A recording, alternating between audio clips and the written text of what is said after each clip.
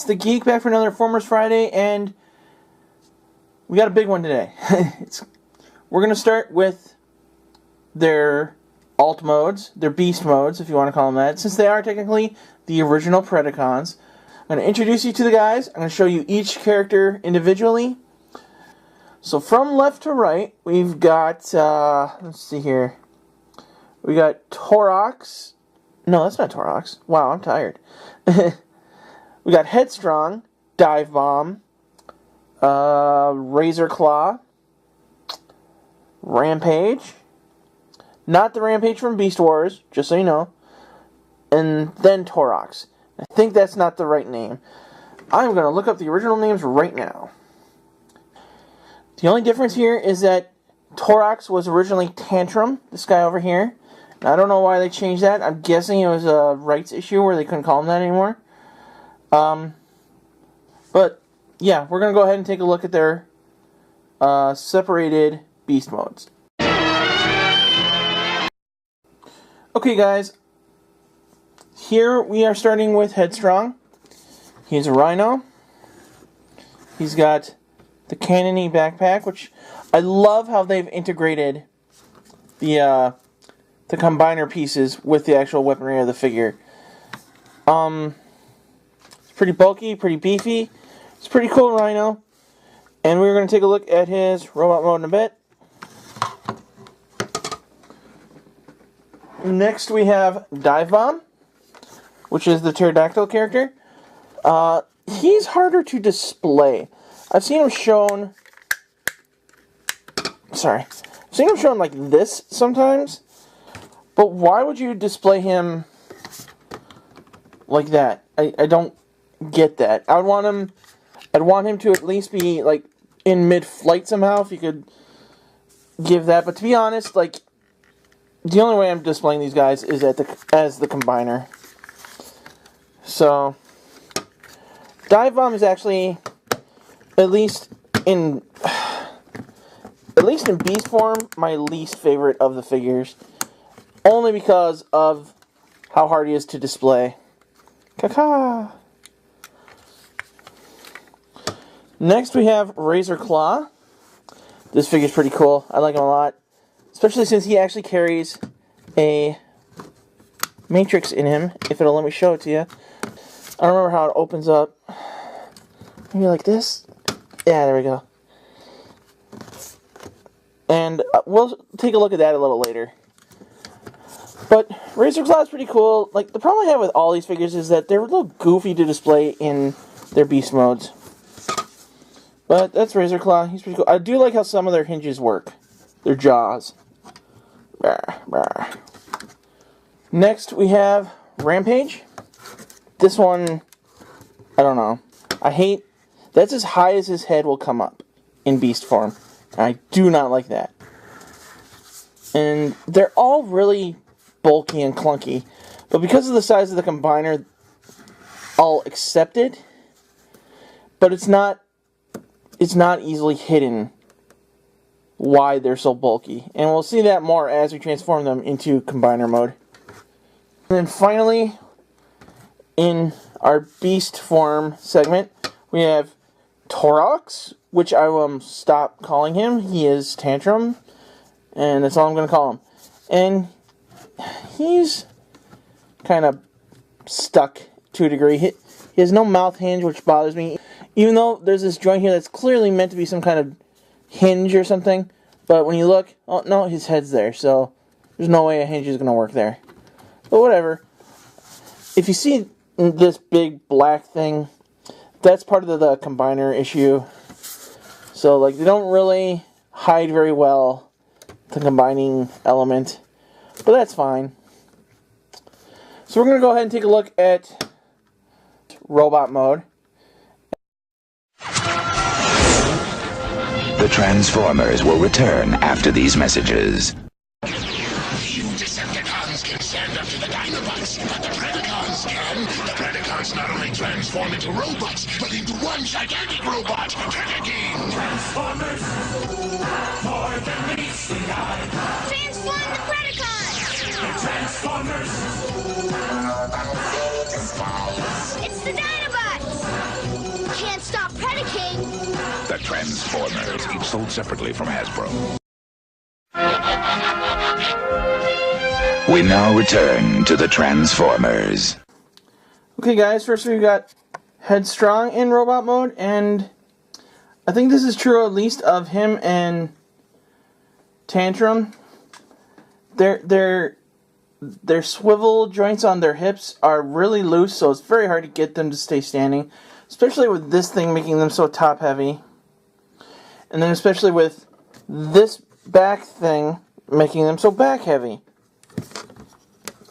Let's see if he'll stay standing after I've moved him. Okay. But other than that, I really like it. But he's really beefy and bulky, which is okay if there's a genuine reason for that. They're just bigger because they wanted the combiner to be bigger, which I guess is okay, but at the same time it feels like there's so much going on here that they could have done something with. Like, this chest cavity looks like it should be able to open up for some reason, but it doesn't. It's just there. But again, I do like how they've made the combiner pieces a part of the weaponry and like a justification of them having it outside of the combiner mode. The legs are a little hollow and empty, and I don't like how the arms are very noticeable to be like the legs in their beast mode. I guess it's okay because it's kind of what they're trying to promote as beast Transformers, but whatever. Alright, next is Divebomb, and I like him a lot more. For one, he's a little bit back heavy, especially with these wings, but he looks cool, and he doesn't wobble. I love that. And we got the big cannons, and these wings move, but I'm not going to move them right now because, oh, well, like, alright, I'll show you. They fold in and out, and that's awesome. He's solid. I love how he holds the guns. I love how you can display him. He's a lot more fun to display as in robot mode. And I really enjoy him. I enjoy most of these figures, but this guy in Razorclaw seem very solid, as well as Rampage. Those three figures are really solid. Now, I don't know how the original figure transformed, but the way this version works is the wings detach from him, and the main bot becomes an arm, and the wings become the back of the wings of the big main guy. And it took me a minute to realize that, because it's like, hey, there's only 5 guys, but this guy's supposed to be in the back. No, he's not. He's supposed to be an arm.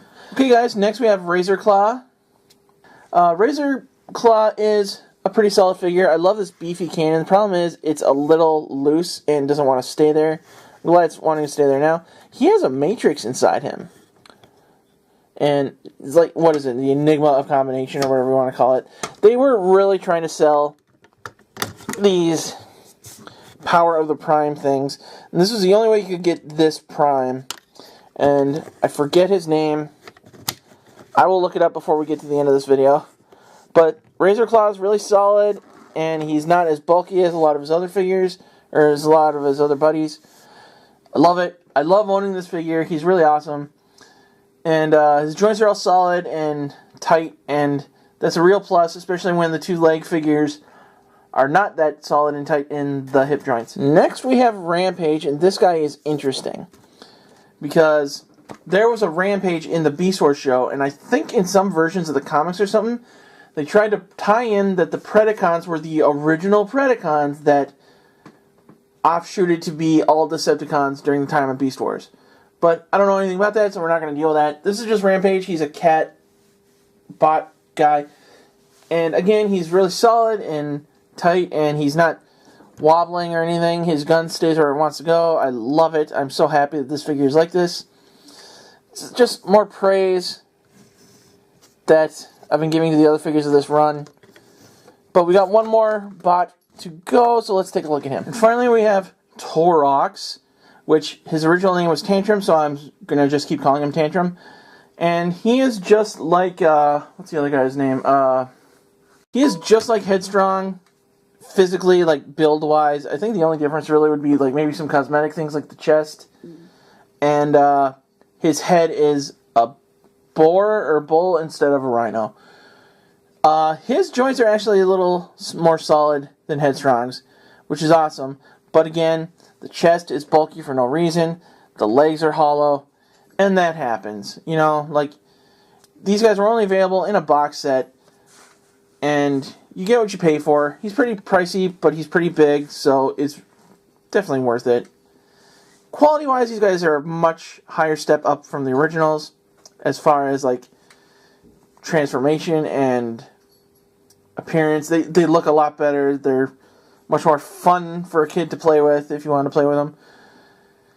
But that's it for the robot mode, so let's go ahead and take a look at that final mode. Okay guys, here he is. This is Predaking.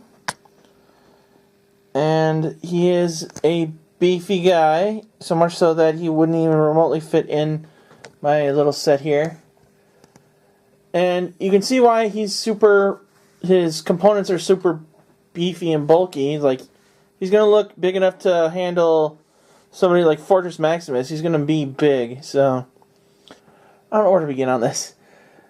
He's big. He's solid. He looks really good. But there are parts of him that feel very hollow and empty and almost, I don't want to say shoddy, but kind of cheap. He's definitely not cheap. And he definitely holds together well. And maybe he's hollow like that just to keep him to be affordable. At least affordable for the time at $100 plus. But I'm very happy to have him. He is an awesome figure, and I would definitely recommend him to anybody wanting to get a combiner. As of right now, he's actually the king of the combiners, as well as the king of the Predacons. And I'm just in awe of figures like this. He's complete, he's solid, he's not going anywhere. He also has, as we've said a couple times, a Matrix, which is sometimes called the Dark or Onyx Matrix. It's very hard to open up the Matrix piece, chamber or whatever, in combiner form. But we'll take it out. Sorry, you're just not getting a good view of anything good. But let's back up a little bit. That's the Onyx Matrix is what we'll call it. And inside it is Onyx Prime. And I don't like the gimmicks of the Primes. I liked the Headmasters and Power Masters. This Prime crap, it's cool for, like, giving the Transformers more lore and a religious sense like they did in Beast Wars, but I don't want to see more Prime crap. I want to see stuff referencing the original anime that we never got.